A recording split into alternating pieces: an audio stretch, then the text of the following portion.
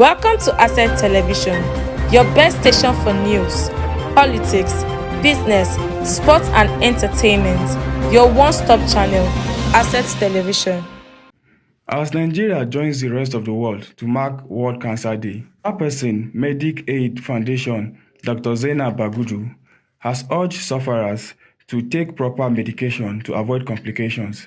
She says prevalent among the cancers are ovarian cancer, cervical and prostate cancer. According to her, this year the world decides to shift its attention to prostate cancer, which, according to her, is mostly found among men. In this special interview with Asset Television, she gives reason why attention must be focused on lifestyle and environment to avoid any form of cancer. Thank you. One of the major issues that we have in cancer, everybody knows how serious and debilitating the disease cancer is. It's a very traumatic condition that has a lot of financial toxicity attached to it. Well, the three commonest cancers in Nigeria are breast cancer, followed by prostate cancer, followed by cervical cancer. Breast and cervical are seen in women. Prostate is in men. So one of our supporters is a pharmaceutical company that is focused on creating better access to prostate cancer medication. And so it's not all the time that we will talk about just breast. We have to talk about focus on all the cancers that affect our people. Today is actually the Childhood Cancer Awareness Day. Internationally, it's being marked all over the world. The color is gold, which is why I'm trying to wear something gold, you can see. And it's all to create awareness and to make people focus. So we cannot say that our population is 49% in favor of the men, arguably, but we have to address the issues that affect men as well as women, that affect everybody. The lifestyle that we're promoting is it's general. Just because you're a woman doesn't mean you shouldn't exercise. Because you're a man doesn't mean you should smoke. Because you're a woman doesn't mean you shouldn't do your pap smears. And the same thing for the men.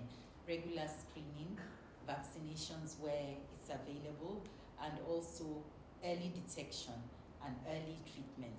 What we have found, funnily enough, is that although men, and there are also there's research data, very robust research data to prove this, men are slower in coming for screening. When you have screening programs, you find the whole place is filled with women, particularly outreaches in the rural areas. When we mobilize, the women turn up more. But once the men come, they are more prone to seeing through the treatments. Now, there are various reasons postulated for this. They have the financial capacity. In a lot of areas, they have the decision-making ability. A woman needs to get permission. She needs to get money from her husband or the person that she is responsible for, her father, before she goes to the hospital. But men, once it's picked, is their burden, and they attack it head-on. I think there's also an emotional aspect to it. Women tend to be more emotional, more prayerful, and they leave it and pray about it without actively seeking medication or intervention in the hospitals. So when the men get prostate cancer, the outcomes are better than when women get prostate cancer, because they see through the treatment, be it surgery, be it chemotherapy, be it radiation therapy, and it's also a better outcome. The other thing about prostate cancer is it's a natural progression for most men in life. The prostate is a gland that will enlarge, it will get bigger and cause urinary problems after a certain age.